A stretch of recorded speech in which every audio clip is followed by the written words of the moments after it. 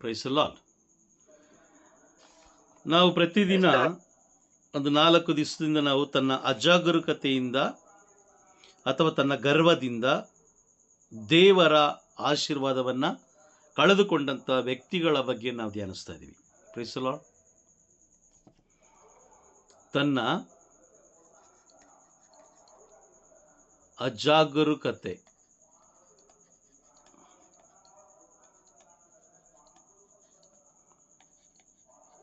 ಅಜಾಗರೂಕತೆಯಿಂದ ಅಥವಾ ಗರ್ವದಿಂದ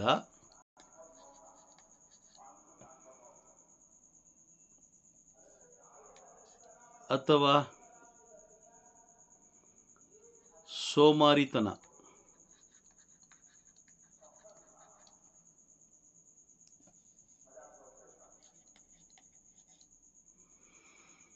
ದೇವರ ಸಂಬಂಧ ಅಥವಾ ಆಶೀರ್ವಾದವನ್ನು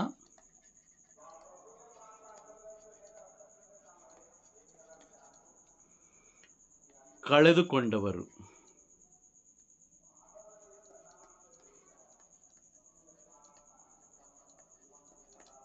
ಪ್ರೈಸ್ ದಿ ಲಾರ್ಡ್. ಕೇಳಿಸ್ತಾ ಇದೆಯಾ ನಾನು ಮಾತಾಡ್ತಿರೋದು? ಕೇಳಿಸ್ತಿದೆ ಬ್ರದರ್.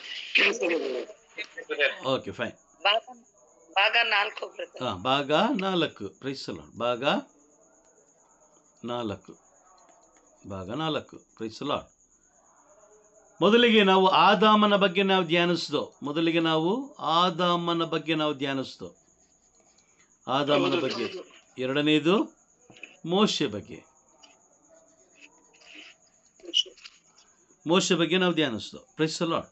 ನಾವು ಅನ್ಕೊಳ್ಳೋದು ಏನಂತ ಹೇಳಿದ್ರೆ, ದೇವರು ನಮ್ಮನ್ನು ಬಹಳವಾಗಿ ಪ್ರೀತಿಸ್ತಾರೆ, ನಾವು ಏನೇ ಮಾಡಿದ್ರೂ ನಡೆಯುತ್ತೆ, ಅವರು ನಮಗೆ ರಕ್ಷಣೆ ಕೊಡ್ತಾರೆ, ನಮ್ಮ ಪಾಪಗಳನ್ನು ಕ್ಷಮಿಸ್ತಾರೆ ಅಂತ ನಾವು ಅಂದ್ಕೊಂಡಿದ್ದೀವಿ. ಆದರೆ ಬೈಬಲ್ ಹೇಳುತ್ತೆ, ಅವರಲ್ಲಿ ಎಷ್ಟು ಪ್ರೀತಿ ಇದೆಯೋ, ಎಷ್ಟು ತಾಳ್ಮೆ ಇದೆಯೋ, ಅದಕ್ಕಿಂತಲೂ ಕೋಪ ಇದೆ. Praise the Lord. ವಾಕ್ಯ ಹೇಳುತ್ತೆ, ಸಿರಾಕನ ಗ್ರಂಥಕ್ಕೆ ನಾವು ಹೋಗೋಣ. ಸಿರಾಕನ ಗ್ರಂಥ 5ನೇ ಅಧ್ಯಾಯ 7ನೇ ವಾಕ್ಯ ಓದಿ. ಸರ್ವೇಶ್ವರನಿಗೆ ಅಭಿಮುಖನಾಗಲು ತಡ ಮಾಡಬೇಡ, ಇಂದು ನಾಳೆ ಎಂದು ದಿನವನ್ನು ಮುಂದೂಡಬೇಡ. ಸರ್ವೇಶ್ವರನ ಕೋಪ ಎರಗಬಹುದು ದಿಢೀರೆಂದು, ನೀ ಹಾಳಾಗಿ ಹೋಗುವೆ ಮುಯ್ಯಿಟ್ಟಿರಿಸುವ ದಿನದಂದು. Praise the Lord. ನೋಡಿ, ನಾವು ಅನ್ಕೊಳ್ಳೋದು ಬೇರೆ. ಯೆಶಾಯ ಪ್ರವಾದಿಯ ಗ್ರಂಥ 55ನೇ ಅಧ್ಯಾಯ 8ನೇ ವಾಕ್ಯವನ್ನು ಓದೋಣ. ಯೆಶಾಯ ಪ್ರವಾದಿಯ ಗ್ರಂಥ 55ನೇ ಅಧ್ಯಾಯ ವಾಕ್ಯ 8. ನನ್ನ ಆಲೋಚನೆಗಳು ನಿಮ್ಮ ಆಲೋಚನೆಗಳಂತಲ್ಲ, ನನ್ನ ಮಾರ್ಗಗಳು ನಿಮ್ಮ ಮಾರ್ಗಗಳಂತಲ್ಲ ಎಂದಿಹನು ಸರ್ವೇಶ್ವರ. Praise the Lord. ನನ್ನ ಮಾರ್ಗಗಳೇ ಬೇರೆ, ನಿಮ್ಮ ಮಾರ್ಗಗಳೇ ಬೇರೆ. ನನ್ನ ಆಲೋಚನೆ ಬೇರೆ, ನಿಮ್ಮ ಆಲೋಚನೆನೇ ಬೇರೆ. ನೋಡಿ, ಈ ಲೋಕದಲ್ಲಿ ದೇವರು ನಮಗೆ ಅವಕಾಶ ಕೊಟ್ಟಿರೋದು, ಈ ಲೋಕದಲ್ಲಿ ನಾವು ಪರಿಶುದ್ಧವಾಗಿ ಜೀವಿಸಿ, ಪ್ರಾಮಾಣಿಕವಾಗಿ ಜೀವಿಸಿ, ದೇವರ ಪ್ರೀತಿಯ ಮಕ್ಕಳಾಗಿ, ಸಾಕ್ಷಿಯ ಮಕ್ಕಳಾಗಿ, ಅನೇಕ ಜನರಿಗೆ ಬೆಳಕಾಗಿ, ಪ್ರಭುವನ್ನು ಅರಿಯದೇ ಇರುವಂಥ ಜನರಿಗೆ ನಮ್ಮ ಸಾಕ್ಷಿಯ ಮುಖಾಂತರ ಅವರಿಗೆ ಬೆಳಕಾಗಿ, ಅವರನ್ನು ಕೂಡ ಪರಲೋಕಕ್ಕೆ ಕರೆದುಕೊಂಡು ಹೋಗಲಿಕ್ಕೆ ದೇವರು ನಮ್ಮನ್ನು ಇನ್ನೂ ಜೀವಂತವಾಗಿಟ್ಟಿರೋದು. Price the lord. ನಮ್ಮನ್ನು ಆರಿಸ್ಕೊಂಡಿರೋದಲ್ಲದೆ ನಮ್ಮನ್ನು ಇನ್ನೂ ಜೀವಂತವಾಗಿಟ್ಟಿದ್ದಾರೆ. ಆದರೆ ನಾವೇನು ಮಾಡ್ತಾ ಇದ್ದೀವಿ ಈ ದಿನಗಳಲ್ಲಿ? ಈ ಲೋಕದ ಆ ಒಂದು ಅಧಿಕಾರವನ್ನು ನಾವು ಬಳಸ್ತಾ ಇದ್ದೀವಿ. Praise the Lord. ಲೋಕದ ಅಧಿಕಾರವನ್ನು ನಾವು ಬಳಸ್ತಾ ಇದ್ದೀವಿ. ಯಾರು ಕಟ್ನಿಟ್ಟಾಗಿ ಯಾರು ಒಂದು ಧೈರ್ಯದಿಂದ ದೇವರ ರಾಜ್ಯದ ರಹಸ್ಯವನ್ನು ತಿಳಿಸ್ತಾ ಇಲ್ಲ.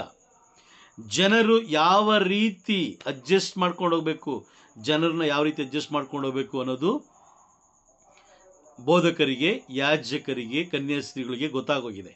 ಹಾಗಾಗಿ ಅವ್ರೇನು ಮಾಡ್ತಾ ಇದ್ದಾರೆ, ಆ ಒಂದು ಜನರನ್ನು ಯಾವ ರೀತಿ ಅಡ್ಜಸ್ಟ್ ಮಾಡ್ಕೊಂಡು, ಅವ್ರು ಏನಾದರೂ ಹೇಳಿದ್ರೆ ಇಲ್ಲ ಇಲ್ಲ ಇದೇ ಕರೆಕ್ಟ್ ಇದೆ, ಇದೇ ಕರೆಕ್ಟ್ ಇದೆ, ಹೌದು ನೀವು ಹೇಳ್ದಂಗೆ ಕರೆಕ್ಟ್ ಅಂದ್ಕೊಂಡು ಅವ್ರು ಹೋಗ್ತಾ ಇದ್ದಾರೆ. Praise the Lord.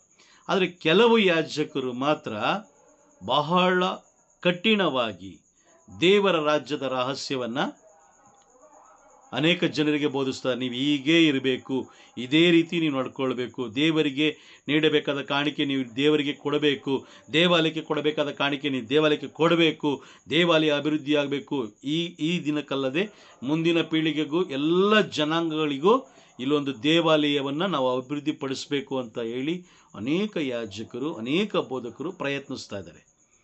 ಆದರೆ ಒಂದು ತಮಾಷೆ ಏನಂತ ಹೇಳಿದ್ರೆ, ಯಾರು ದೇವರ ರಾಜ್ಯಕ್ಕಾಗಿ ದುಡಿತಾ ಇದ್ದಾರೋ ಅವರನ್ನು ಜನರು ದ್ವೇಷಿಸ್ತಾರೆ.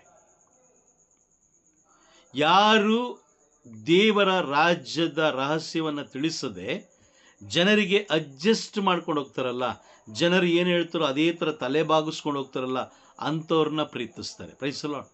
ಆಗಲೇ ಗೊತ್ತಾಗುತ್ತೆ ಇವರು ನರಕದ ಬಾಗಿಲ ಬಳಿ ನಿಂತ್ಕೊಂಡು ಎಲ್ಲರನ್ನೂ ತಳ್ತಾ ಇದ್ದಾರೆ. Praise the lord.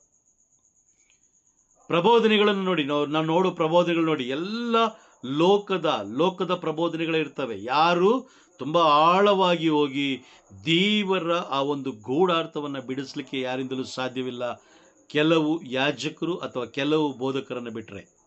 Price the Lord. ಅರ್ಥ ಆಗ್ತಾ ಇದೆಯಾ?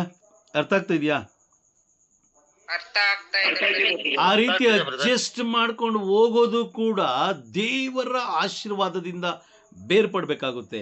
ಆ ರೀತಿ ಬೇರ್ಪಟ್ಟಂಥ ಒಬ್ಬ ವ್ಯಕ್ತಿಯ ಬಗ್ಗೆ ನಾವು ಇವತ್ತು ತಿಳ್ಕೊಳ್ಳೋಣ. ಆ ರೀತಿ ಎಲ್ಲರಿಗೂ ಅಡ್ಜಸ್ಟ್ ಮಾಡಿಕೊಂಡು ಹೋದಂತಹ ಒಬ್ಬ ವ್ಯಕ್ತಿಯ ಬಗ್ಗೆ ಇವತ್ತು ನಾವು ತಿಳ್ಕೊಳ್ಳೋಣ. Praise the Lord. ಬೇರೆ ಯಾರೂ ಅಲ್ಲ, ದಾವೀದನ ಮಗನಾದ ಸಾಮುವೇಲ. Praise the Lord. ದಾವೀದ ರಾಜನ ಮಗನಾದ ಸಾಮುವೇಲ. ಗೊತ್ತಾ? ಸಾಮುವೇಲ್ ಬಗ್ಗೆ ಗೊತ್ತಿದೆಯಾ ನಿಮಗೆ? ಗೊತ್ತಿದೆಯಾ? ಇದ್ದೀರಾ? ಬೇರೆಯವ್ರು ಇದ್ದೀರಾ? ಇಲ್ಲ ಎಕ್ಸಿಟ್ ಆಗ್ಬಿಟ್ರಾ? Praise the Lord. ಸಾಮುವೇಲನ ಬಗ್ಗೆ ನಾವು ಇವತ್ತು ಧ್ಯಾನ ಮಾಡೋಣ. 3ನೇದು ಸಮುವೇಲ.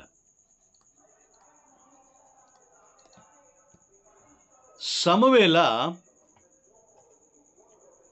ಬಹಳ ಜ್ಞಾನವುಳ್ಳಂಥ ವ್ಯಕ್ತಿ. ದೇವರು ಸಮುವೇಲನ ಜೊತೆಯಲ್ಲಿ ಮಾತಾಡ್ತಾರೆ.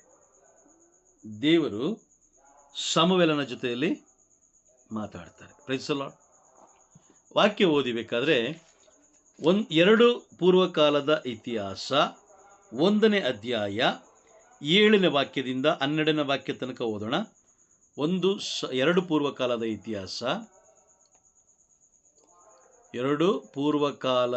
ಇತಿಹಾಸ 1ನೇ ಅಧ್ಯಾಯ ವಾಕ್ಯ 7ರಿಂದ 12 ಓದಿ. ಅದು 1ನೇ ಅಧ್ಯಾಯ ಅಲ್ಲಿ ಬರ್ದಿದ್ದೀನಿ ನೋಡಿ ಸಿಸ್ಟರ್, ನೋಟ್ಸ್ ನೋಡಿ. 7ರಿಂದ 12. ಅದೇ ರಾತ್ರಿ ದೇವರು ಸೊಲೊಮೋನನಿಗೆ ದರ್ಶನ ಕೊಟ್ಟು, ನಿನಗೆ ಯಾವ ವರ ಬೇಕು ಕೇಳಿಕೋ ಎಂದು ಹೇಳಿದರು. ಸೊಲೊಮೋನನು, ನೀವು ನನ್ನ ತಂದೆ ದಾವೀದನಿಗೆ ಮಹಾಕೃಪೆಯನ್ನು ತೋರಿಸಿದ್ದೀರಿ, ಅವರ ಸ್ಥಾನದಲ್ಲಿ ನನ್ನನ್ನು ಅರಸನನ್ನಾಗಿ ನೇಮಿಸಿದ್ದೀರಿ. ಹೀಗಿರಲಾಗಿ ದೇವರಾದ ಸರ್ವೇಶ್ವರ ಸಾರ್ಥಕವಾಗಲಿ. ಧೂಳಿನಷ್ಟು ಅಸಂಖ್ಯವಾದ ಜನಾಂಗದ ಮೇಲೆ ನನ್ನನ್ನು ಅರಸನನ್ನಾಗಿ ನೇಮಿಸಿದ್ದೀರಿ. ನಿಮ್ಮ ಪ್ರಜೆಯಾದ ಈ ಮಹಾ ಜನಾಂಗವನ್ನು ಆಳುವುದಕ್ಕೆ ಸಮರ್ಥರಾರು. ನಾನು ಜನರ ನಾಯಕನಾಗಿ ಇವರನ್ನು ಪರಿಪಾಲಿಸುವುದಕ್ಕೆ ಬೇಕಾದ ಜ್ಞಾನ ವಿವೇಕಗಳನ್ನು ನನಗೆ ಎಂದು ದೇವರನ್ನು ಬೇಡಿಕೊಂಡನು. ಓಕೆ, 1 ನಿಮಿಷ ಇರಿ ಸಿಸ್ಟರ್. ಬೇರೆ ಯಾರು ಓದ್ತೀರಾ? 7ರಿಂದ ಮತ್ತೆ ಓದಿ. ಅದೇ ರಾತ್ರಿ ದೇವರು ಸೊಲೊಮೋನನಿಗೆ ದರ್ಶನ ಕೊಟ್ಟು, ನಿನಗೆ ಯಾವ ವರ ಬೇಕು ಕೇಳಿಕೋ ಎಂದು ಹೇಳಿದರು. ಸೊಲೊಮೋನನು, ನೀವು ನನ್ನ ತಂದೆ ದಾವೀದನಿಗೆ ಮಹಾಕೃಪೆಯನ್ನು ತೋರಿಸಿದಿರಿ, ಅವರ ಸ್ಥಾನದಲ್ಲಿ ನನ್ನನ್ನು ಅರಸನನ್ನಾಗಿ ನೇಮಿಸಿದ್ದೀರಿ. ಹೀಗೆ ಇರಲಾಗಿ ದೇವರಾದ ಸರ್ವೇಶ್ವರ, ನೀವು ನನ್ನ ತಂದೆ ದಾವೀದನಿಗೆ ನುಡಿದದ್ದು ಸಾರ್ಥಕವಾಗಲಿ. ಧರೆಯ ಧೂಳಿನಷ್ಟು ಅಸಂಖ್ಯವಾದ ಜನಾಂಗದ ಮೇಲೆ ನನ್ನನ್ನು ಅರಸನನ್ನಾಗಿ ನೇಮಿಸಿದ್ದೀರಿ. ನಿಮ್ಮ ಪ್ರಜೆಯಾದ ಈ ಮಹಾ ಜನಾಂಗವನ್ನು ಆಳುವುದಕ್ಕೆ ಸಮರ್ಥರಾರು.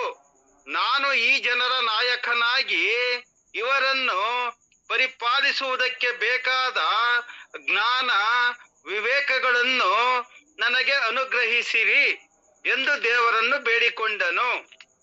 ಆಗ ದೇವರು ಸೊಲೊಮೋನನಿಗೆ, ನೀನು ಘನದೈಶ್ವರ್ಯಗಳನ್ನಾಗಲಿ ಶತ್ರುಗಳ ವಿನಾಶಗಳನ್ನಾಗಲಿ ದೀರ್ಘಾಯುಷ್ಯವನ್ನಾಗಲಿ ಕೇಳಿಕೊಳ್ಳಲಿಲ್ಲ.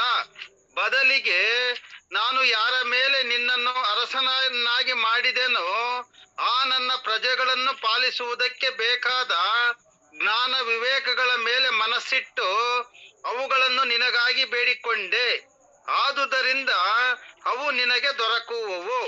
ಇದಲ್ಲದೆ ನಾನು ನಿನಗೆ ಘನದೈಶ್ವರ್ಯಗಳನ್ನು ಅನುಗ್ರಹಿಸುತ್ತೇನೆ. ಇಂಥ ಘನದೈಶ್ವರ್ಯಗಳು ನಿನಗಿಂತ ಮೊದಲಿದ್ದ ಅರಸರಲ್ಲಿ ಯಾರಿಗೂ ಇರಲಿಲ್ಲ, ನಿನ್ನ ಅನಂತರದವರಿಗೂ ಇರುವುದಿಲ್ಲ ಎಂದರು. Praise the Lord. ಇಲ್ಲಿ ದಾವೀದನ ಮಗನಾದ ಸೊಲೊಮೋನನಿಗೆ, ಇಲ್ಲಿ ನಾನು ತಪ್ಪಾಗಿ ಬರೆದಿದ್ದೀನಿ, ಸಾಮುವೇಲ್ ಅಲ್ಲ, ಸೊಲೊಮೋನ. ದಾವೀದನ ಮಗನಾದ ಯಾರು?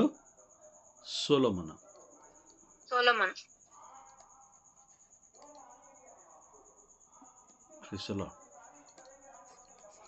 ಚೇಂಜ್ ಮಾಡ್ಕೊಂಡ್ರಾ?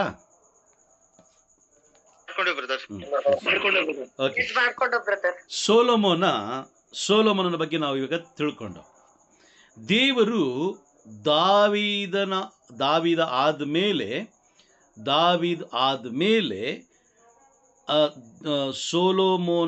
ಸೊಲೊಮೋನನಿಗೆ ರಾಜನನ್ನಾಗಿ ಆಯ್ಕೆ ಮಾಡ್ತಾರೆ. Praise the Lord. ಆಗ ನೋಡಿ, 0 ಅಲ್ಲಿದ್ದಂತಹ ಸೊಲೊಮೋನ ದೇವರು ದರ್ಶನವಿಟ್ಟು ಕೇಳಿದಾಗ ಆತ ಹಣ ಕೇಳಲಿಲ್ಲ, ಬಂಗಾರ ಕೇಳಲಿಲ್ಲ, ಶಕ್ತಿ ಕೇಳಲಿಲ್ಲ, ಬಲ ಕೇಳಲಿಲ್ಲ, ಬೇರೆ ಏನು ಕೇಳಲಿಲ್ಲ. ಆತ ಕೇಳಿದ್ದು ಜ್ಞಾನ ಹಾಗೂ ವಿವೇಕವನ್ನು. Praise the Lord. ಜ್ಞಾನ ಹಾಗೂ ವಿವೇಕವನ್ನು ಆತ ಕೇಳಿದಾಗ ದೇವರಿಗೆ ಬಹಳ ಖುಷಿಯಾಗಿ, ನನ್ನ ಮಕ್ಕಳನ್ನು ಮುನ್ನಡೆಸಲಿಕ್ಕೆ ಜ್ಞಾನ ವಿವೇಕವನ್ನು ನೀನು ಕೇಳಿದೆಯಾ ಅಂತೇಳಿ, ಅದರ ಜೊತೆಯಲ್ಲಿ ಆತನಿಗೆ ಬೇಕಾದಂತಹ ಘನದೈಶ್ವರ್ಯವನ್ನು ಅವರಿಗೆ ಸೊಲೊಮೋನನಿಗೆ ನೀಡುತ್ತಾರೆ. Price the lord. ಸೊಲೊಮೋನ ನೀಡ್ತಾರೆ. ಕೊನೆಯಲ್ಲಿ ಒಂದು ವಾಕ್ಯ ಇದೆ ನೋಡಿ, ಕೊನೆಯಲ್ಲಿ ಒಂದು ವಾಕ್ಯ ಇದೆ, 12ನೇ ವಾಕ್ಯ, ಇದಲ್ಲದೆ ನಾನು ನಿನಗೆ ಘನದೈಶ್ವರ್ಯಗಳನ್ನು ಅನುಗ್ರಹಿಸುತ್ತೇನೆ. ಇಂಥ ಘನದೈಶ್ವರ್ಯಗಳು ನಿನಗಿಂತ ಮೊದಲಿದ್ದ ಅರಸರಲ್ಲಿ ಯಾರಿಗೂ ಇರಲಿಲ್ಲ, ನಿನ್ನ ಅನಂತರವು ಯಾರಿಗೂ ಇರುವುದಿಲ್ಲ ಎಂದರು. Praise the Lord. ನೋಡಿ, ಎಂಥ ದೊಡ್ಡ ಆಶೀರ್ವಾದವನ್ನು ಪಡೆದಂಥ ಸೊಲೊಮೋನ ದೇವರ ಆಶೀರ್ವಾದವನ್ನು ಹೇಗೆ ಕಳ್ಕೊಳ್ಳಲಿಕ್ಕೆ ಸಾಧ್ಯ? ಆತನಿಗೆ ಜ್ಞಾನ ಇದೆ, ವಿವೇಕ ಇದೆ, ಎಲ್ಲ ಇದೆ. Praise the Lord. ಹೌದಾ? ಒಬ್ಬ ವ್ಯಕ್ತಿಗೆ ಏನಿದೆ? ಒಬ್ಬ ವ್ಯಕ್ತಿ ಈಗ ನೋಡಿ, ಇದು ಸೊಲೊಮೋನ ಅಂತ ತಿಳ್ಕೊಳ್ಳೋಣ. ಈತ ಯಾರು? ಸೊಲೊಮೋನ. ಸೊಲೊಮನ್, ಸರಿನಾ? ಈತನಿಗೆ ಏನಿದೆ? ಜ್ಞಾನ ಇದೆ, ಹಾಗೂ ವಿವೇಕ ಇದೆ. ಕರೆಕ್ಟಾ? ಜ್ಞಾನ ಇದೆ, ವಿವೇಕ ಇದೆ. ಇಲ್ಲಿ ಈಗ ನಮ್ಮ ಚಿತ್ರ ಬರೆಯೋಣ, ನಮ್ಮ ಚಿತ್ರ ಬರ್ಕೊಳ್ಳೋಣ. ಇಲ್ಲಿ ನಮ್ಮ ಚಿತ್ರ, ನಾವು ಯಾರು? ನಾವು. ನಮಗೇನಿದೆ? ನಮಗೂ ಜ್ಞಾನ ಇದೆ, ಇಲ್ವಾ? ಜ್ಞಾನ ಇಲ್ವಾ? Praise the Lord. ಜ್ಞಾನ ಇದೆ, ವಿವೇಕ ಇದೆ. ಇದೆಯಾ? Praise the Lord. ಇದ್ದೀರಾ? ಬೇರೆಯವ್ರು ಇದ್ದೀರಾ? ನೋಡಿ, ಈ ಜ್ಞಾನ ವಿವೇಕ ದೇವರು ಕೊಟ್ಟರು ಯಾರಿಗೆ? ಸೊಲೊಮೋನನಿಗೆ. ನಮಗೂ ಅವರೇ ಕೊಟ್ಟಿದ್ದು. ಆದರೆ ಬಳಸುವ ರೀತಿ ಇದೆಯಲ್ಲ, ಇಲ್ಲಿ ನೋಡಿ, ಇಲ್ಲಿ ದೇವರು ಬರ್ತಾರೆ. ಇಲ್ಲಿ ಯಾರು ಬರ್ತಾರೆ? ದೇವರು. Praise the Lord. ದೇವರು ನೀಡಿದ ಜ್ಞಾನ, ದೇವರು ನೀಡಿದ ವಿವೇಕ, ಇದು ಯಾರಿಗಾಗಿ ನಾವು ಉಪಯೋಗಿಸ್ಬೇಕು? ಯಾರಿಗಾಗಿ ಉಪಯೋಗಿಸ್ಬೇಕು? ದೇವರ ಯೋಜನೆಗೆ, ಅಂದ್ರೆ ದೇವರಿಗಾಗಿ ಅಲ್ವಾ? ಕರೆಕ್ಟಾ? Praise the Lord. Correct brother. ದೇವರ ಯೋಜನೆಗಾಗಿ ನಾವು ಅದನ್ನ ಬಳಸಬೇಕು. ಯಾವುದು? ಜ್ಞಾನ, ವಿವೇಕ. Price the Lord. ಈಗ ದೇವರು ಕೊಟ್ಟಂತ, ಸೊಲೊಮೋನನಿಗೆ ದೇವರು ಕೊಟ್ಟದ್ದು ಯಾವುದಕ್ಕೋಸ್ಕರ? ಅಲ್ಲಿ ಏನು ಹೇಳ್ತಾರೆ? ಸೊಲೊಮೋನ ಹೇಳ್ತಾರೆ, ನಿಮ್ಮ ಪ್ರಜೆಯಾದ ಈ ಮಹಾ ಜನಾಂಗವನ್ನು ಆಳುವುದಕ್ಕೆ ಸಮರ್ಥರ್ಯಾರು? ನಾನು ಈ ಜನರ ನಾಯಕನನ್ನಾಗಿ ಇವರನ್ನು ಪರಿಪಾಲಿಸುವುದಕ್ಕೆ ಬೇಕಾದ ಜ್ಞಾನವನ್ನು, ವಿವೇಕವನ್ನು ನನಗೆ ಅನುಗ್ರಹಿಸಿರಿ. ಆತ ಕೇಳಿದ್ದೇನು? ಜನರನ್ನು ಮುನ್ನಡೆಸಲಿಕ್ಕೆ, ಜನರನ್ನು ಪರಿಪಾಲಿಸಲಿಕ್ಕೆ ಬೇಕಾದ ಜ್ಞಾನ, ವಿವೇಕ ಕೊಡಿ ಅಂತ. ಈಗ ದೇವರು ನಮಗೂ ಕೊಟ್ಟಿದ್ದಾರೆ. ಏನು? ಜ್ಞಾನ, ವಿವೇಕ ಎರಡು ಕೊಟ್ಟಿದ್ದಾರೆ. ಯಾವುದಕ್ಕೆ ಬಳಸ್ಬೇಕು ನಾವು? ಅವರ ಯೋಜನೆ ನೆರವೇರುವುದಕ್ಕಾಗಿ ಅಲ್ವಾ? ಅವರ ಯೋಜನೆಗಾಗಿ. ಕರೆಕ್ಟಾ? Praise the Lord. ಆದರೆ ಇದ್ರ ಮಧ್ಯದಲ್ಲಿ ಒಂದಿದೆ. ಇದು ಯಾವುದು ಅಂತ ಹೇಳಿದ್ರೆ, ಇದೆ ಲೋಕ. ಯಾವುದು? ಲೋಕ. Praise the Lord. ಈ ಲೋಕಕ್ಕಾಗಿ ನಾವು ಬಳಸಬಾರ್ದು ಜ್ಞಾನ, ವಿವೇಕವನ್ನ. ಅದಕ್ಕೆ ನಾನು ನಿಮಗೆ ಪ್ರಾರಂಭದಲ್ಲಿ ಹೇಳಿದ್ದು, ಯೆಶಾಯ ಪ್ರವಾದಿಯ ಗ್ರಂಥ 55ನೇ ಅಧ್ಯಾಯ 8ನೇ ವಾಕ್ಯ. ಯೆಶಾಯ ಪ್ರವಾದಿಯ ಗ್ರಂಥ 55ನೇ ಅಧ್ಯಾಯ 8ನೇ ವಾಕ್ಯ. ಇಲ್ಲಿ ದೇವರೇನು ಹೇಳ್ತಾರೆ? ನನ್ನ ಆಲೋಚನೆ ಬೇರೆ, ನಿನ್ನ ಆಲೋಚನೆ ಬೇರೆ. ನಾನು ನೀಡಿದ ಜ್ಞಾನ, ನಾನು ನೀಡಿದ ವಿವೇಕ ಇಲ್ಲೇನಾಯಿತು? ಬದಲಾಯಿತು. ಲೋಕ ನೋಡಿದ ತಕ್ಷಣ, ಲೋಕದಲ್ಲಿರುವ ಆ ಒಂದು ಬಣ್ಣಗಳನ್ನು ನೋಡಿದ ತಕ್ಷಣ ಮನುಷ್ಯ ಏನಾದ? ದೇವರ ಯೋಜನೆಗಾಗಿ ಬಳಸಬೇಕಾದ ಜ್ಞಾನವನ್ನ ಅವನು ಯಾವುದಕ್ಕೆ ಬಳಸಲಿಕ್ಕೆ ಪ್ರಾರಂಭ ಮಾಡ್ದ? ಲೋಕದ ರುಚಿಗೋಸ್ಕರ ಅಲ್ವಾ? Praise the Lord. ಲೋಕದ ರುಚಿಗೋಸ್ಕರ ಬಳಸಲಿಕ್ಕೆ ಪ್ರಾರಂಭ ಮಾಡ್ದ. ಆಗ ಅಲ್ಲಿ ಅವನಿಗೆ ಏನುಂಟಾಯ್ತು? ಮುಖ್ಯವಾಗಿ? Praise the Lord. ಏನುಂಟಾಯ್ತು? ಅಜ್ಞಾನ ಅಲ್ವಾ? ಕೊರತೆ. ಕರೆಕ್ಟಾ? ಸೂಪರ್. ಅಜ್ಞಾನ, ಕೊರತೆ ಉಂಟಾಯಿತು. ಇವತ್ತು ನಮ್ಮ ಕುಟುಂಬದಲ್ಲೂ ನಿಮ್ಮ ಕುಟುಂಬದಲ್ಲೂ ಏನಿದೆ? ಕೊರತೆ ಇದೆ ಅಲ್ವಾ? ಕೊರತೆ ಇದೆ. ದೊಡ್ಡ ಕಾರ್ ಇದೆ, ದೊಡ್ಡ ಕಾರು, 1.5 ಕೋಟಿ 2 ಕೋಟಿ ಕಾರ್ ಇದೆ, ದೊಡ್ಡ ಬಂಗ್ಲೆ ಇದೆ, ಕೆಲಸಗಾರರು ತುಂಬ ಜನ ಇದ್ದಾರೆ, ಅಡಿಗೆ, ಊಟ ಎಲ್ಲ ರೆಡಿಯಾಗಿರುತ್ತೆ. ಆದರೆ ಅಲ್ಲೊಂದು ಕೊರತೆ ಇದೆ. ಏನು ಕೊರತೆ ಅಂತ ಹೇಳಿದ್ರೆ, ಪರಲೋಕದ ಕೊರತೆ ಇದೆ. ಪರಲೋಕದ ಜ್ಞಾನದ ಕೊರತೆ ಇದೆ. Praise the Lord. ನೋಡಿ, ಮನುಷ್ಯನಿಗೆ ಅವನು ಜ್ಞಾನಿ, ಮನುಷ್ಯ ಜ್ಞಾನಿ. ಅವನಿಗೆ ಚೆನ್ನಾಗಿ ಗೊತ್ತಿದೆ. ಈಗ ನಾವು ಸಿಟಿಗೆ ಹೋಗ್ಬೇಕಂದ್ರೆ ಯಾವ ಬಸ್ ಹತ್ತಬೇಕು, ಎಲ್ಲಿ ಇಳಿಬೇಕು, ಏನು ತೊಗೊಳ್ಬೇಕು, ಎಷ್ಟು ಕಡಿಮೆ. ಈಗ ತರಕಾರಿ ತೊಗೊಳಕ್ಕೆ ಹೋಗ್ತೀವಲ್ಲ, ನಾವು ತರಕಾರಿ ತೊಗೊಳಕ್ಕೆ ಹೋದಾಗ ನಾವೇನು ಮಾಡ್ತೀವಿ? ನಮ್ಮ ಜ್ಞಾನವನ್ನು ಬಳಸಿ ಏನು ಮಾಡ್ತೀವಿ? ಅವನು 50 ರೂಪಾಯಿ ಹೇಳಿದ್ರೆ, ಸುಮ್ನಿರಪ್ಪ, ಅಲ್ಲಿ 20 ರೂಪಾಯಿ ಕೊಡ್ತಾ ಇದ್ದಾರೆ. ವಿಚಾರಿಸಿದ್ರೆ ಹೋದ್ರು ನಾವೇನು ಹೇಳ್ತೀವಿ? ಅಲ್ಲಿ ಕಡಿಮೆ ಇದೆ ಅಪ್ಪ, ಅಲ್ಲಿ 20 ರೂಪಾಯಿ ಮಾಡ್ತಾ ಇದ್ದಾರೆ, 25 ರೂಪಾಯಿ ಕೊಡ್ತೀನಿ, ಕೊಡ್ತೀಯಾ ಇಲ್ಲ? ಪ್ರೈಸ್ ದಿ ಲಾರ್ಡ್ ಅಲ್ವಾ? ಜ್ಞಾನ ಬಳಸ್ತೀವಿ ನಾವು. ಜ್ಞಾನ. ಮಕ್ಕಳನ್ನು ಯಾವ ಶಾಲೆಗೆ ಹಾಕಬೇಕು, ಯಾವ ಸ್ಕೂಲಿಗೆ ಸೇರಿಸ್ಬೇಕು, ಯಾವ ಕಾಲೇಜಿಗೆ ಸೇರಿಸ್ಬೇಕು, ಎಲ್ಲ ಜ್ಞಾನ ಇದೆ ನಮಗೆ. Praise the Lord. ಅದಾದಮೇಲೆ ಅಡಿಗೆ ವಿಷಯದಲ್ಲಿ ನಾವು ಏನು ಅಡುಗೆ ಮಾಡಬೇಕು, ಅಡುಗೆಗೆ ಏನೇನು ಹಾಕಬೇಕು, ರುಚಿ ಬರಲಿಕ್ಕೆ ಏನು ಮಾಡಬೇಕು, ಸ್ಮೆಲ್, ವಾಸನೆ ಬರಲಿಕ್ಕೆ ಏನು ಮಾಡಬೇಕು, ಎಲ್ಲ ನಮಗೆ ಗೊತ್ತಿದೆ. ಗೊತ್ತಿಲ್ವಾ? ಗೊತ್ತಿದೆ.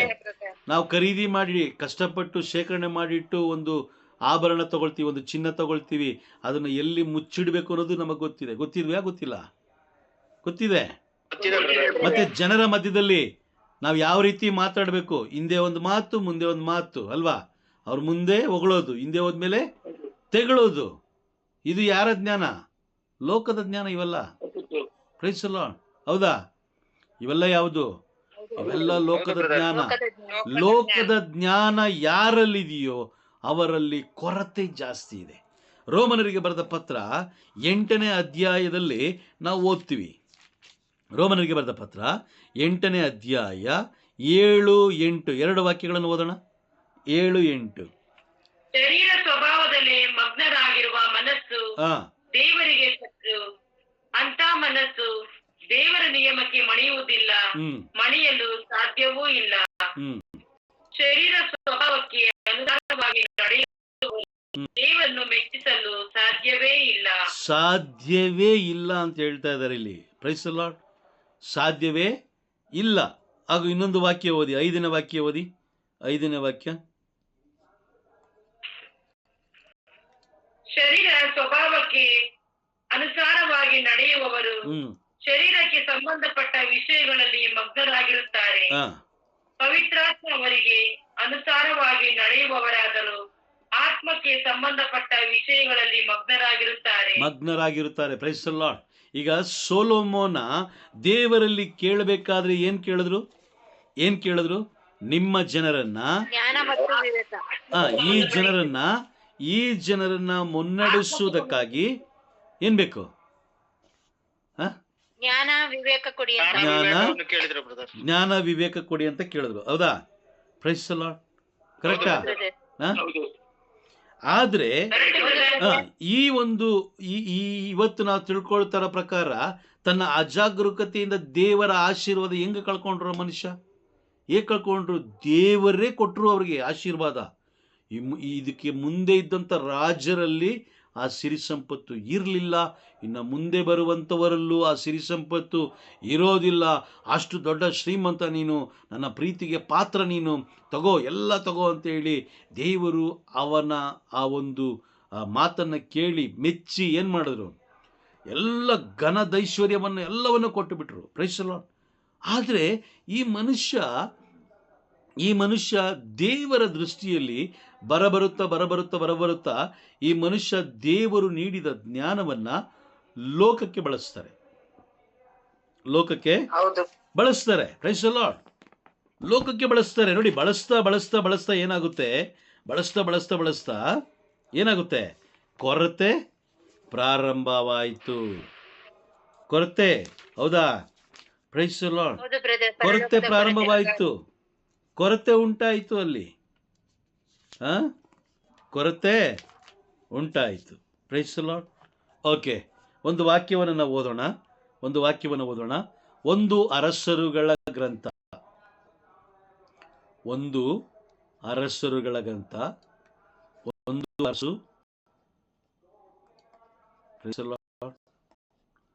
11ನೇ ಅಧ್ಯಾಯ ವಾಕ್ಯ 1ರಿಂದ 11 ಓದೋಣ. ಅರಸ ಸೊಲೊಮೋನನು ಫರೋಹನ ಮಗಳನ್ನಲ್ಲದೆ ಮೊವಾಬ್ಯರು, ಅಮ್ಮೋನಿಯರು, ಎದೋಮ್ಯರು, ಚಿದೋನ್ಯರು, ಹಿತ್ತಿಯರು ಎಂಬಿ ಜನಾಂಗಗಳ ಮಹಿಳೆಯರನ್ನು ಮೋಹಿಸಿದನು. ಸರ್ವೇಶ್ವರ ಈ ಜನಾಂಗಗಳ ವಿಷಯದಲ್ಲಿ ಇಸ್ರಾಯೇಲರಿಗೆ ನಿಮಗೂ ಅವರಿಗೂ ಕೊಟ್ಟು ಕೊಳ್ಳುವ ಸಂಬಂಧ ಇರಕೂಡದು. ಹೀಗೆ ವಿವಾಹ ಸಂಬಂಧವಾಗುವುದಾದರೆ ಅವರು ನಿಮ್ಮ ಮನಸ್ಸನ್ನು ತಮ್ಮ ದೇವತೆಗಳ ಕಡೆಗೆ ತಿರುಗಿಸಬಹುದು ಎಂದು ಎಚ್ಚರಿಸಿದರು. ಆದರೂ ಸೊಲೊಮೋನನು ಅವರ ಮಹಿಳೆಯರಲ್ಲಿ ಅನುರಕ್ತನಾಗಿದ್ದನು. ಎಚ್ಚರಿಸಿದರು ಅಂತಿದ್ಯಾ? ಎಚ್ಚರಿಸಿದ್ದರು. ಓದಿ. ಆದರೂ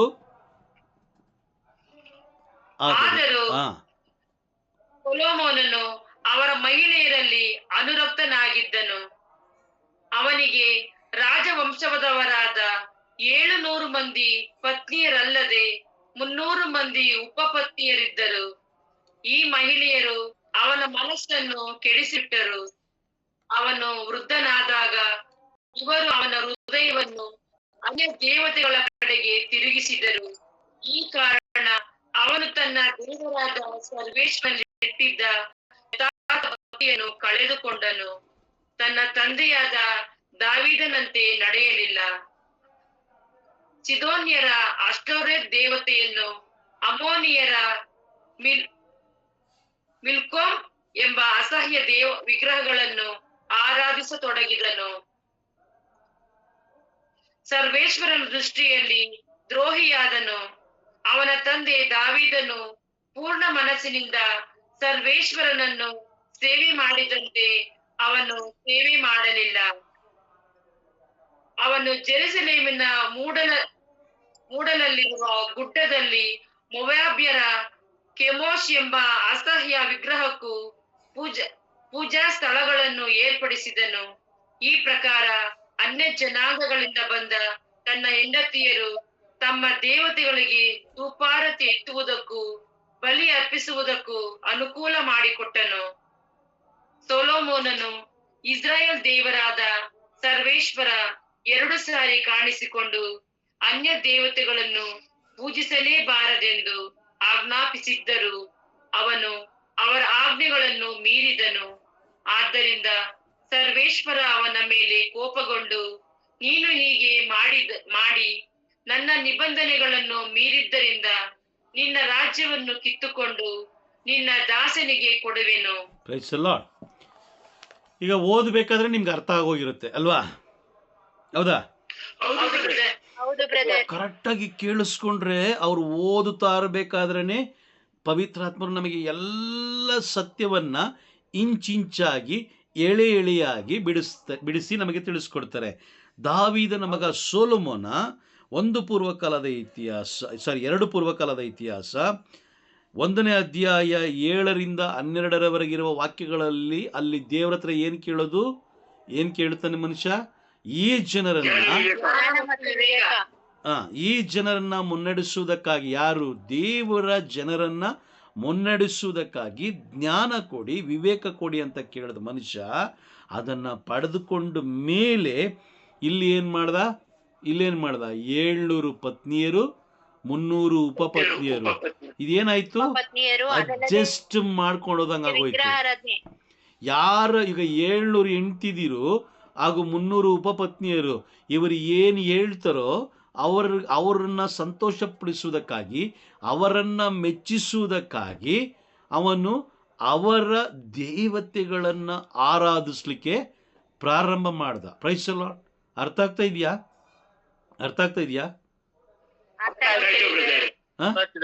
ಈಗ ಜ್ಞಾನ ವಿವೇಕವನ್ನ ದೇವರ ರಾಜ್ಯವನ್ನ ಕಟ್ಟುವುದಕ್ಕಾಗಿ ಜ್ಞಾನ ವಿವೇಕ ಕೊಟ್ರೆ, ಅದರ ಜೊತೆಯಲ್ಲಿ ಧನೈಶ್ವರ್ಯವನ್ನು ಕೊಟ್ರೆ, ಅವನು ಯಾರಿಗೋಸ್ಕರ ಬಳಸ್ಕೊಂಡ?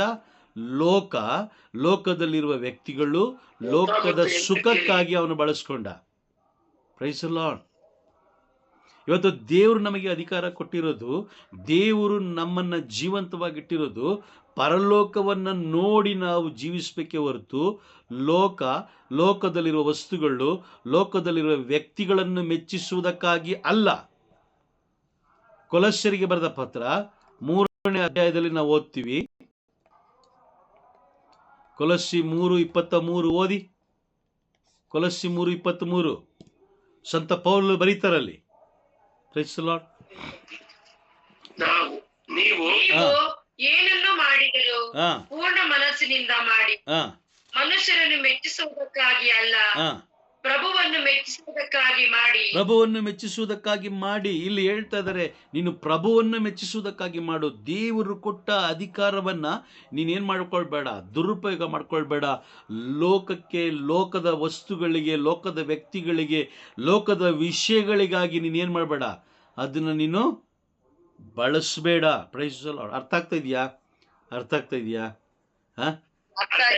ಇವತ್ತು ದೇವರು ನಮ್ಮನ್ನ ಜೀವಂತವಾಗಿಟ್ಟು ನಮಗೆ ಜ್ಞಾನ ವಿವೇಕ ಕೊಟ್ಟಿರೋದು ಕಾರಣ ಏನಕ್ಕೆ? ದೇವರೇ, ನನಗೆ ಒಂದು ಬಿಲ್ಡಿಂಗ್ ಕೊಡಿ ಸ್ವಾಮಿ, ನನ್ನ ಮಕ್ಕಳಿಗೆ ಮದುವೆ ಮಾಡಿಕೊಡಿ ಸ್ವಾಮಿ, ನನ್ನ ಮಗನಿಗೆ ಒಳ್ಳೆ ಹೆಂಡತಿ ಬೇಕು, ನನ್ನ ಮಗಳಿಗೆ ಒಳ್ಳೆ ಗಂಡ ಬೇಕು, ನಾನು ಎಲ್ಲೆಲ್ಲಿ ನಾನು ಹೋಗಿ ಕೆಲಸ ಮಾಡ್ತೀನೋ ಅಲ್ಲಿ ಸಂಬಳ ಕೈ ತುಂಬ ಬರಬೇಕು, ನನಗೆ ಒಳ್ಳೆ ಆರೋಗ್ಯ ಬೇಕು. ಅದಕ್ಕೋಸ್ಕರನಾ? Praise the Lord. ಇಲ್ಲ, ಅದಕ್ಕೋಸ್ಕರ ಅಲ್ಲ. ದೇವರು ಸೊಲೊಮೋನನಿಗೆ ಹೇಳಿದ್ರು, ನೀನು ಕೇಳಿದ್ದು ಕರೆಕ್ಟ್ ಆಗಿತ್ತು, ಹಾಗಾಗಿ ನಾನು ನೀನು ಕೇಳದೇ ಇರೋದು ಒಂದು ಕೊಡ್ತಾ ಇದ್ದೀನಿ. ಅದು ಏನು? ಅದೇ ಆಶೀರ್ವಾದ. ಏನು? ಶ್ರೀಮಂತಿಕೆ ಆಶೀರ್ವಾದ. ಅಲ್ಲಿ ಹೇಳ್ತಾರೆ ನೋಡಿ, ಇದಕ್ಕಿಂತ ಮುಂಚೆ ಇದ್ದ ರಾಜ್ಯರಲ್ಲೂ ಕೂಡ ಆ ಸಂಪತ್ತಿರಲಿಲ್ಲ. ಇನ್ನು ಮುಂದೆ ಬರುವಂಥ ರಾಜ್ಯರಲ್ಲೂ ಕೂಡ ಏನಿರಲ್ಲ, ಸಂಪತ್ತು ಇರಲ್ಲ. ಅಷ್ಟು ದೊಡ್ಡ ಆಶೀರ್ವಾದ, ಅಷ್ಟು ದೊಡ್ಡ ಆಶೀರ್ವಾದ ದೇವರು ಸೊಲೊಮೋನನಿಗೆ ಕೊಟ್ಟರು. ನಮಗೂ ಹೇಳಿದ್ರು, ಮಗನೇ ನಾನು ನಿನ್ನನ್ನು ಆರಿಸ್ಕೊಂಡಿದ್ದೀನಿ, ನಾನು ನಿನ್ನನ್ನು ಆರಿಸ್ಕೊಂಡಿದ್ದೀನಿ. Price the lord. ಯೋಹಾನನು ಬರೆದ ಶುಭ ಸಂದೇಶದಲ್ಲಿ ಯೇಸು ಸ್ವಾಮಿ ಹೇಳ್ತಾರೆ, ನಾನು ನಿನ್ನನ್ನು ಆರಿಸ್ಕೊಂಡಿದ್ದೀನಿ. ಏನಕ್ಕೆ ಆರಿಸ್ಕೊಂಡಿದ್ದೀನಿ? ಏನಕ್ಕೆ ಆರಿಸ್ಕೊಂಡಿದ್ದೀನಿ? ಯೋಹಾನ 14:12 ಓದಿ. ಯೋಹಾನ 14:12. ನಾನು ನಿಮಗೆ ಸತ್ಯವಾಗಿ ಹೇಳುತ್ತೇನೆ, ನನ್ನಲ್ಲಿ ವಿಶ್ವಾಸವುಳ್ಳವನು ನಾನು ಸಾಧಿಸುವ ಕಾರ್ಯಗಳನ್ನು ಆತನು ಸಾಧಿಸುವನು. ಅಷ್ಟೇ ಏಕೆ, ಅವುಗಳಿಗಿಂತಲೂ ಮಹತ್ಸಾಧುಗಳನ್ನು ಸಾಧಿಸುವನು, ಏಕೆಂದರೆ ನಾನು ಪಿತನ ಬಳಿಗೆ ಹೋಗುತ್ತೇನೆ. ನೋಡಿ ಎಷ್ಟು ಸ್ಪಷ್ಟವಾಗಿ ಹೇಳ್ತಾ ಇದ್ದಾರೆ. ನಾನು ಏನು ಮಾಡಿದ್ದೀನೋ ಅದು ಅವನು ಮಾಡೇ ಮಾಡ್ತಾನೆ. ಅದು ಅಲ್ಲ, ಅದಕ್ಕಿಂತಲೂ ಇನ್ನೂ ಹೆಚ್ಚಾದದು ಅವನು ಮಾಡ್ತಾನೆ. Praise the Lord. ಇವತ್ತು ನಾವು ಯಾರು ಮಾಡ್ತಾ ಇದೀವಿ ಹೇಳಿ ನೋಡೋಣ, ಯಾರು ಮಾಡ್ತಾ ಇದ್ದೀವಿ? ದೇವಾಲಯದಲ್ಲಿ, ಇಡೀ ದೇವಾಲಯ, ಆ ದೇವರನ್ನು ಆರಾಧಿಸುವ ಸ್ಥಳದಲ್ಲಿ, ಯಾವುದೇ ಸ್ಥಳ ಆಗಲಿ, ಬೆಂಗಳೂರಲ್ಲಿರುವ ಯಾವುದೇ ಚರ್ಚ್ ಆಗಲಿ, ಪ್ರೈಸ್ ದಿ ಲಾರ್ಡ್, ಆದರೆ ನಮ್ಮ ಚರ್ಚಲ್ಲಿ ಬಹಳ ಶಿಸ್ತಿನಿಂದ ಯಾಜಕರು ನಡೆಸ್ತಾ ಇದ್ದಾರೆ. ಚಪ್ಪಲಿಗಳನ್ನ ಒಳಗಡೆ ಹಾಕಕ್ಕೆ ಬಿಡೋದಿಲ್ಲ, ಚಪ್ಪಲಿಗಳನ್ನ ಹೊರಗಡೆ ಬಿಡಬೇಕು ನೀವು ಅಂತ ಒಂದು ಗರ್ಜಿಸುತ್ತಾ ಹೇಳ್ತಾರೆ. ಬೈಕ್ಗಳನ್ನ ಅಡ್ಡದಿಡ್ಡಿಯಾಗಿ ನಿಲ್ಲಿಸಬೇಡಿ, ಸರಿಯಾಗಿ ನಿಲ್ಲಿಸಿ, ಪಾದರಕ್ಷೆಗಳನ್ನು ಹೊರಗಡೆ ಬಿಡಿ, ತಲೆ ಮೇಲೆ ಬಟ್ಟೆ ಹಾಕ್ಕೊಳ್ಳಿ. ನಮ್ಮ ದೇವಾಲಯದಲ್ಲಿ, ನಮ್ಮ ಚರ್ಚಲ್ಲಿ, ಸಂತ ಬೆನೆಡಿಕ್ಟರ ದೇವಾಲಯದಲ್ಲಿ ತಲೆ ಮೇಲೆ ನೀವು ಬಟ್ಟೆ ಹಾಕ್ಕೊಳ್ದೆ ಹೋದರೆ, ಪರಮಪ್ರಸಾದ ತಗೊಳ್ಬೇಕಾದ್ರೆ ತಲೆ ಮೇಲೆ ಬಟ್ಟೆ ಹಾಕ್ಕೊಳ್ದೆ ಹೋದರೆ ಪರಮಪ್ರಸಾದ ಕೊಡೋದಿಲ್ಲ ನಮ್ಮ ಇದರಲ್ಲಿ, ನಮ್ಮ ಚರ್ಚಲ್ಲಿ. Price the Lord. ಹೌದಾ Vimala sister? Praise the Lord. ಹೌದು ಬ್ರದರ್, ನೋಡಿದ್ದೀನಿ ನಾನು. ತಲೆ ಮೇಲೆ ಬಟ್ಟೆ ಹಾಕ್ಕೊಳ್ದೆ ಹೋದರೆ ಕೊಡೋದಿಲ್ಲ. ತಲೆ ಮೇಲೆ ಏನಿರಬೇಕು? ಅವರು ಅದಕ್ಕೋಸ್ಕರನೇ ಒಂದು 20-30 ವೇಲ್ನ ರೆಡಿ ಮಾಡಿ ಇಟ್ಕೊಂಡಿದ್ದಾರೆ. ಒಬ್ಬ ವ್ಯಕ್ತಿ ಹಿಡ್ಕೊಂಡು ನಿಂತ್ಕೊತಾರೆ. ಹೆಂಗಸರು ಬರಬೇಕಾದ್ರೆ ಆ ವೇಲ್ನ ತೆಗೆದು ತಲೆ ಮೇಲೆ ಕಟ್ಕೊಂಡು ಪರಮಪ್ರಸಾದ ತಗೊಂಡು ನಂತರ ವಾಪಸ್ ಕೊಟ್ಟೋಗ್ಬೇಕು. ತಲೆ ಮೇಲೆ ಬಟ್ಟೆ ಇಲ್ಲ ಅಂತ ಹೇಳಿದ್ರೆ ಪರಮಪ್ರಸಾದ ಕೊಡೋದಿಲ್ಲ. Praise the Lord. ಆ ರೀತಿ ಇರಬೇಕು. ಇಷ್ಟ ಬಂದಾಗೆ ಅಡ್ಜಸ್ಟ್ ಮಾಡ್ಕೊಂಡು ಹೋಗೋದಲ್ಲ. ಸೊಲೊಮೋನ 700 ಪತ್ನಿಯರು, 300 ಉಪಪತ್ನಿಯರು. ಏನು ಮಾಡ್ದ ಮನುಷ್ಯ? ಅವರನ್ನು ಖುಷಿಪಡಿಸುವುದಕ್ಕಾಗಿ ಏನು ಮಾಡ್ದ ಮನುಷ್ಯ? ಅಡ್ಜಸ್ಟ್ ಮಾಡ್ಕೊಂಡೋದ. ಎಲ್ಲರಿಗೂ ಎಲ್ಲ ದೇವತೆಗಳನ್ನು ಇವನು ಆರಾಧಿಸ್ಲಿಕ್ಕೆ ಏನು ಮಾಡ್ದ? ಅವಕಾಶ ಕೊಟ್ಟ. ನಂತರ ದೇವಾಲಯಗಳನ್ನು ಕೂಡ ನಿರ್ಮಿಸ್ದ ಆತ. Praise the Lord. ವಾಕ್ಯ ಹೇಳುತ್ತೆ, ದೇವರ ದೃಷ್ಟಿಯಲ್ಲಿ ಆತನು ಏನಾದ? ದೇವರ ದೃಷ್ಟಿಯಲ್ಲಿ ಅವನು ದ್ರೋಹಿಯಾದ. ದೇವರ ದೃಷ್ಟಿಯ ದ್ರೋಹಿಯಾದ. ನೋಡಿ, ಇಡೀ ಲೋಕಕ್ಕೆ ಅಷ್ಟು ಜ್ಞಾನವುಳ್ಳ ವ್ಯಕ್ತಿ, ಸೊಲೊಮೋನನಷ್ಟು ಜ್ಞಾನವುಳ್ಳ ವ್ಯಕ್ತಿ ಯಾರೂ ಇಲ್ಲ. ಬೈಬಲ್ ಹೇಳ್ತಾ ಇದೆ, ಯಾರೂ ಇಲ್ಲ. ಅದೇ ಥರ ಸರ್ವೇಶ್ವರ ಸ್ವಾಮಿನೇ ಕನ್ಫರ್ಮ್ ಮಾಡಿ ಹೇಳ್ತಾ ಇದ್ದಾರೆ, ಮುಂದೆ ಇದ್ದಂಥ ರಾಜ್ಯರಲ್ಲಿ ಹಾಗೂ ಮುಂದೆ ಬರಲಿರುವಂಥ ರಾಜ್ಯರಲ್ಲಿ, ನಿನ್ನ ಆದಮೇಲೆ ಬರುವಂಥ ರಾಜ್ಯರಲ್ಲೂ ಕೂಡ ಅಷ್ಟು ಶ್ರೀಮಂತಿಕೆ ಇರೋದಿಲ್ಲ. ಅಷ್ಟು ಆಶೀರ್ವಾದವುಳ್ಳ ವ್ಯಕ್ತಿ, ಅಷ್ಟು ಜ್ಞಾನವುಳ್ಳ ವ್ಯಕ್ತಿ, ಅಷ್ಟು ವಿವೇಕವುಳ್ಳ ವ್ಯಕ್ತಿ. ಆ ಜ್ಞಾನವನ್ನು, ವಿವೇಕವನ್ನು ಅವನು ದೇವರಿಗಾಗಿ ಬಳಸಬೇಕಾಗಿತ್ತು, ಆದರೆ ಅವನು ಬಳಸಲಿಲ್ಲ. ಬದಲಾಗಿ ಅವನು ಅದೆಲ್ಲವನ್ನು ಲೋಕ ಬಳಸಲಿಕ್ಕೆ ಪ್ರಾರಂಭ ಮಾಡಿದ. ಲೋಕದ ಸುಖ, ಶರೀರ ಸ್ವಭಾವದಲ್ಲಿ ಅವನು ಬದಲಾದ. ಅವನು ದ್ರೋಹಿಯಾದ. ದ್ರೋಹಿನ ಯಾರಿಗೆ ದ್ರೋಹಿ ಅಂತ ಕರೀತಾರೆ?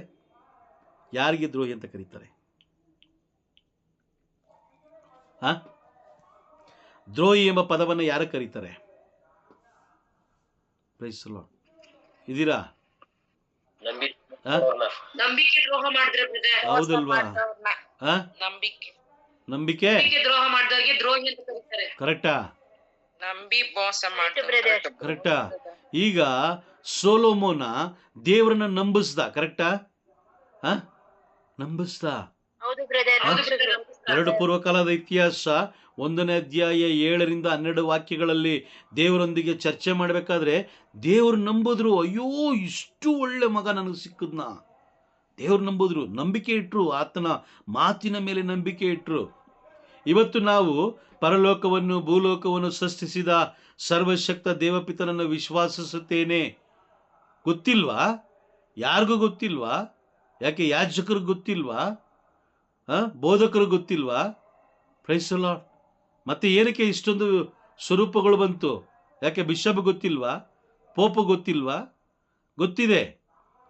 ಅವ್ರು ಬಿಡಿಸಿ ಹೇಳಬೇಕು, ಇದನ್ನು ನಾವಿಟ್ಟಿರುವುದು ನಿಮಗೆ ಆದರ್ಶವಾಗಿ, ಇದನ್ನು ನಾವಿಟ್ಟಿರೋದು ನಿಮಗೆ ಆದರ್ಶವಾಗಿ, ನಿಮ್ಮ ವಿಶ್ವಾಸವನ್ನು ಬಲಪಡಿಸುವುದಕ್ಕಾಗಿ, ನಿಮ್ಮ ವಿಶ್ವಾಸವನ್ನು ಅಭಿವೃದ್ಧಿಪಡಿಸುವುದಕ್ಕಾಗಿ, ನಿಮ್ಮ ಮತ್ತು ದೇವರ ಮಧ್ಯದಲ್ಲಿರುವ ಸಂಬಂಧವನ್ನು ಇನ್ನೂ ಗಟ್ಟಿ ಮಾಡುವುದಕ್ಕಾಗಿ. ಈ ಸಂತರು ಯಾವ ರೀತಿ ಜೀವಿಸಿದ್ರು, ಈ ಮಾತೆ ಮರಿಯಮ್ಮನವರು ಯಾವ ರೀತಿ ಜೀವಿಸಿದ್ರು, ಆ ರೀತಿ ನೀವು ಜೀವಿಸಬೇಕು ಪ್ರೀತಿಯ ಮಕ್ಕಳೇ ಅಂತ ಹೇಳಲಿಕ್ಕೆ ಆಗಲ್ವಾ? ಆಗುತ್ತೆ, ಆದರೂ ಆಗಲ್ಲ. ಆಗುತ್ತೆ, ಆದರೂ ಆಗಲ್ಲ. ಪರಲೋಕವನ್ನು ಭೂಲೋಕವನ್ನು ಸೃಷ್ಟಿಸಿದ ಸರ್ವಶಕ್ತ ದೇವಪಿತನನ್ನು ವಿಶ್ವಾಸಿಸುತ್ತೇನೆ ಅಂತ ನಾವು ಹೇಳ್ತೀವಿ.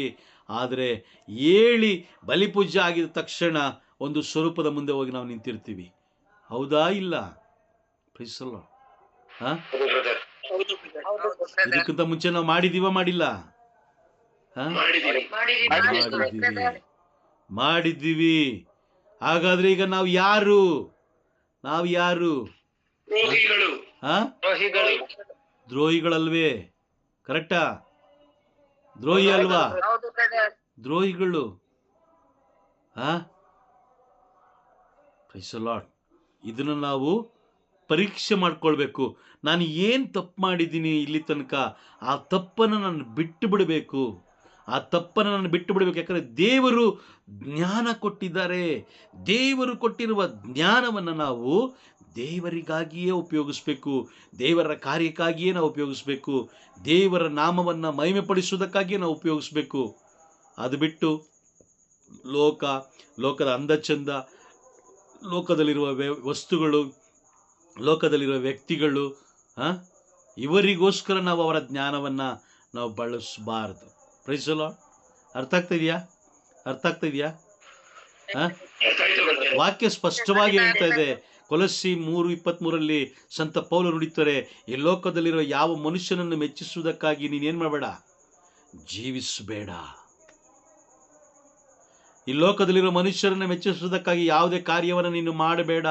ನೀನು ಏನೇ ಮಾಡುವುದಾಗಿದ್ದರೂ ಅದು ಪ್ರಭು ಮೆಚ್ಚುವುದಕ್ಕಾಗಿ, ಪ್ರಭು ಯೇಸು ಕ್ರಿಸ್ತರು ಮೆಚ್ಚುವುದಕ್ಕಾಗಿ ನೀನು ಮಾಡು. Praise the Lord. ಇದೆಯಾ? ವಾಕ್ಯ ಇದೆಯಾ? ವಾಕ್ಯ ಇದೆಯಾ? ಕಣ್ಣಾರೆ ಕಾಣ್ತಾ ಇದೀವಾ? ಕಣ್ಣು ಕಾಣಿಸ್ತಾ ಇದೆಯಾ?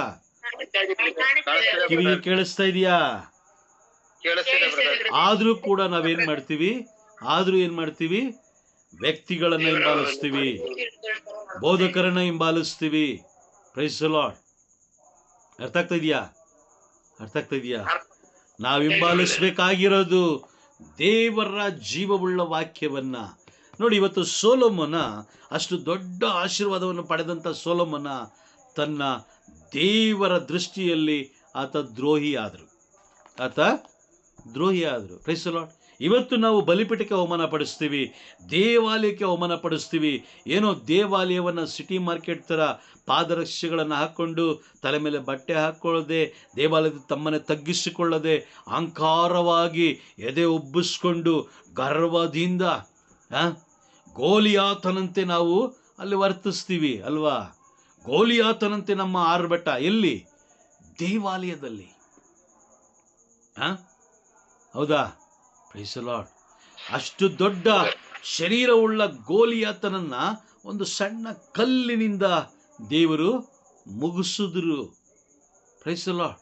ಇವತ್ತು ನಮಗೆ ಅಹಂಕಾರ ಇದೆ, ನಮಗೆ ತೋಳಲ್ಲಿ ಬಲ ಇದೆ, ಶಕ್ತಿ ಇದೆ, ನಮಗೆ ಸಪೋರ್ಟ್ ಮಾಡಲಿಕ್ಕೆ ತುಂಬ ಜನ ಇದ್ದಾರೆ ಅಂತ ನಾವು ಅಂದ್ಕೊಳ್ಬೋದು. ಗಮನ ಕೊಟ್ಟು ಕೇಳಿಸ್ಕೊಳ್ಳಿ. ನೀವು ಒಂದು 10,000 ಗಾಡಿ ತಗೊಂಡ್ರು, ಅಥವಾ 1 ಲಕ್ಷದ ಗಾಡಿ ಖರೀದಿ ಮಾಡಿದ್ರು, ಅಥವಾ 1 ಕೋಟಿ ಬೆಲೆ ಉಳ್ಳ ನೀವು ಗಾಡಿ, ಯಾವುದೇ ವಾಹನವನ್ನು ನೀವು ಪರ್ಚೇಸ್ ಮಾಡಿದ್ರು, ಒಂದು ಸಣ್ಣ ಮೊಳೆ ಸಾಕು ಆ ಗಾಡಿಯನ್ನು ಅರ್ಧ ಗಂಟೆ ಮುಕ್ಕಾಲು ಗಂಟೆ ಸೈಡಿಗೆ ನಿಲ್ಲಿಸ್ಲಿಕ್ಕೆ. Price the Lord. ಅರ್ಥ ಆಗ್ತಾ ಇದೆಯಾ? ಅರ್ಥ ಆಗ್ತಾ ಇದೆಯಾ? ಅಷ್ಟು ದೊಡ್ಡ ಬೆಲೆ ಬಾಳುವಂತ ಒಂದು ಗಾಡಿನ ಒಂದು ಸಣ್ಣ ಮೊಳೆ ಏನ್ ಮಾಡುತ್ತೆ, ಟೈರ್ನೇ ಚೇಂಜ್ ಮಾಡೋ ತರ ಮಾಡಾಕುತ್ತೆ.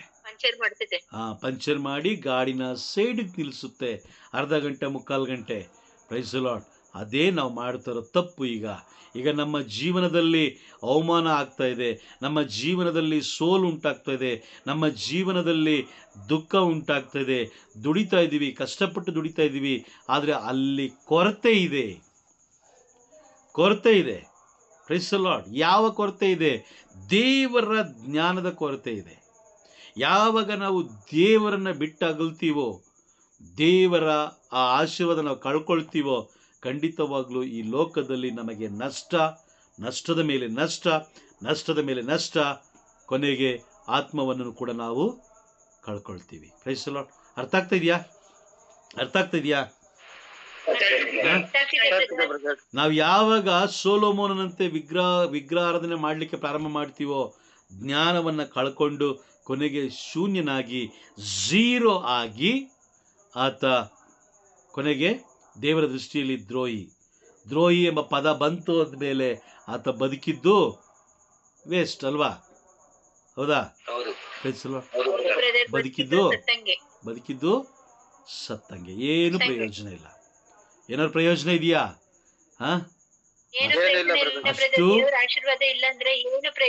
ಅಷ್ಟು ಧನೈಶ್ವರ್ಯವನ್ನ ದೇವ್ರು ಕೊಟ್ಟರು, ಸುಮಾರು ಕೋಟಿಗಟ್ಟಲೆ ಹಣ ಇದ್ರು ವೇಸ್ಟ್. ನಿಮ್ಮ ಅಕೌಂಟಲ್ಲಿ ಒಂದು 5 ಕೋಟಿ 10 ಕೋಟಿ ಹಣ ಇದೆ ಅಂತ ತಿಳ್ಕೊಳ್ಳೋಣ. 5 ಕೋಟಿ 10 ಕೋಟಿ ಹಣ ಇದೆ, ನೀವು ಕಷ್ಟಪಟ್ಟು ದುಡ್ದಿದ್ದೀರಾ, ಇಲ್ಲ ಅಂತಲ್ಲ, ನೀವೇನು ಮೋಸ ಮಾಡಿಲ್ಲ. ಆದರೆ ನೀವು ಟೈಮ್ ಕರೆಕ್ಟಾಗಿ ತಿನ್ನಲಿಲ್ಲ, ದೇವರಿಂದ ನೀವು ಬೇರ್ಪಟ್ರಿ, ಸಬ್ಬ ದಿನವನ್ನು ಅಲ್ಲಗಳೆದ್ರಿ, ಅವಮಾನ ಪಡಿಸಿದ್ರಿ, ದೇವಾಲಯವನ್ನು ಅವಮಾನ ಪಡಿಸಿದ್ರಿ, ಬಲಿ ಪೂಜೆಗೆ ಹೋಗಲಿಲ್ಲ, ಏನು ಕೆಲಸ ಮಾಡಲಿಲ್ಲ. ನೀವು ದುಡ್ಡು ಮಾತ್ರ ಶೇಖರಣೆ ಮಾಡಿಟ್ರಿ, ಆದರೆ 2 ಕಿಡ್ನಿ ಇಲ್ಲ ಅಂತೇಳಿದ್ರೆ 5 ಕೋಟಿ ಇಟ್ಕೊಂಡು ಏನು ಮಾಡ್ತೀರಾ? 2 ಕಿಡ್ನಿ ಕೆಲಸ ಮಾಡ್ತಲ್ಲ ಅಂದರೆ 5 ಕೋಟಿ ಇಟ್ಕೊಂಡು ಏನು ಮಾಡ್ತೀರಾ? Praise the Lord. ನಾನು ಕಂಡಂಥ ಒಬ್ಬ ವ್ಯಕ್ತಿಯ ಬಗ್ಗೆ ಹೇಳ್ತೀನಿ. ಆತನಿಗೆ ಬಿಲ್ಡಿಂಗ್ ಇತ್ತು, ದೊಡ್ಡ ಗಣ್ಯ ವ್ಯಕ್ತಿಗಳ ಲಿಂಕ್ ಇತ್ತು ಆ ಮನುಷ್ಯನಿಗೆ. ಆದರೆ 2 ಕಿಡ್ನಿ ಕೆಲಸ ಮಾಡ್ತಾ ಇಲ್ಲ, ಡಯಾಲಿಸಿಸ್ ಮಾಡಿಸ್ತಾ ಇದ್ದ. ನನ್ನ ಗಾಡಿಲೇ ಕರ್ಕೊಂಡು ಹೋಗ್ತಾ ಇದ್ದಿದ್ದು.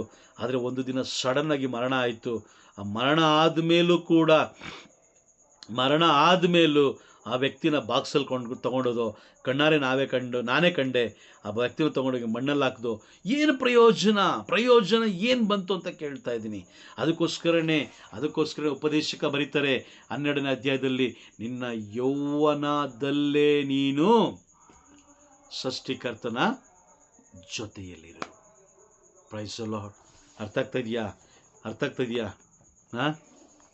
ಒಂದು ನೋಟ್ ಪುಸ್ತಕ ತಗೊಳ್ಳಿ. ಯಾರಿಗೂ ತೋರಿಸ್ಬೇಡಿ.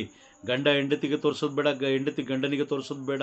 ಯಾರು ಇಲ್ದಿರೋ ಸಮಯದಲ್ಲಿ ಸಪ್ರೇಟಾಗಿ ಕೂತ್ಕೊಳ್ಳಿ.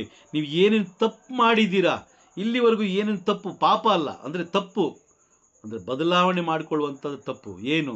ನಾನು ವಿಗ್ರಹಾರಾಧನೆ ಮಾಡಿದ್ದೀನಿ, ನಾನು ದೇವರ ವಾಕ್ಯವನ್ನು ಓದಲಿಲ್ಲ, ದೇವರ ವಾಕ್ಯಕ್ಕೆ ಟೈಮ್ ಕೊಡಲಿಲ್ಲ, ಓದಿದ್ರು ಕೂಡ ಅಗೌರವದಿಂದ ಓದಿದ್ದೀನಿ, ದೇವಾಲಯದ ತಲೆ ಮೇಲೆ ಬಟ್ಟೆ ಹಾಕ್ಕೊಳ್ಳಿಲ್ಲ, ನನಗೆ ಗೊತ್ತಿರಲಿಲ್ಲ, ಪಾದರಕ್ಷೆಗಳನ್ನ ಹಾಕ್ಕೊಂಡು ಹೋಗಿದ್ದೀನಿ, ದೇವಾಲಯದ ಬಲಿಪೀಠವನ್ನು ಅಗೌರವ ಮಾಡಿದ್ದೀನಿ. ಇದೆಲ್ಲ ನೀವು ಬರ್ಕೊಳ್ಳಿ, ಒಂದು ಕಡೆ ಬರ್ಕೊಂಡು ಅದನ್ನು ಹೇಗೆ ಬದಲಾವಣೆ ಮಾಡ್ಕೊಳ್ಳೋದು, ಅದೇನು ದೊಡ್ಡ ವಿಷಯ ಏನೂ ಅಲ್ಲ. ಪಾದರಕ್ಷೆಗಳನ್ನು ದೇವಾಲಯದ ಹೊರಗಡೆ ಬಿಟ್ಟು ಹೋಗೋಕ್ಕೆ ಅದೇನು ದೊಡ್ಡ ಸಾಧನೆ ವಿಷಯ ಅಲ್ಲ. ಬಿಸಾಕ್ಬಿಟ್ಟು ಹೋಗ್ತಾ ಇರ್ಬೋದು. ನಮಗೆ ಮುಖ್ಯವಾಗಿ ಬೇಕಾಗಿರೋದು ಯಾರು? ದೇವರು ಬೇಕು ನಮಗೆ ಅಲ್ವಾ? Praise the Lord. ಅದು ನಾವು ತಿಳ್ಕೊಳ್ಬೇಕು. ಆ ಜ್ಞಾನವನ್ನು ನಾವು ಇಟ್ಕೊಳ್ಬೇಕು.